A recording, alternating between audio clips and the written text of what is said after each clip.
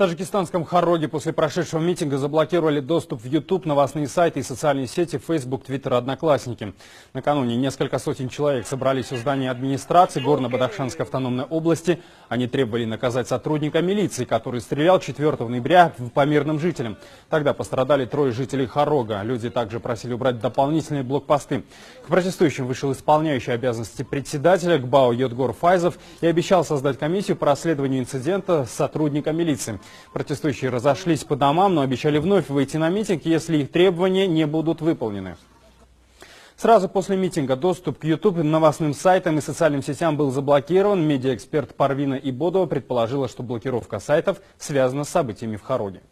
К сожалению, мы уже неоднократно это говорили. Наша организация, наши партнеры, мои коллеги, журналисты и другие специалисты в области IT, что это не является выходом, что этим самым усугубляется ситуация. Люди, которые не знали, что происходит, например, в том же Хороге, сейчас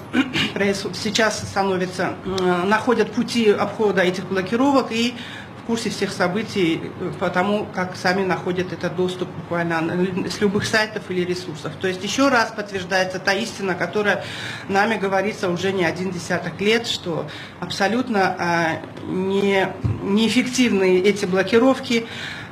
Нельзя блокировать ресурс. Мы говорили об этом и дальше будем говорить, что при необходимости можно блокировать контент конкретный.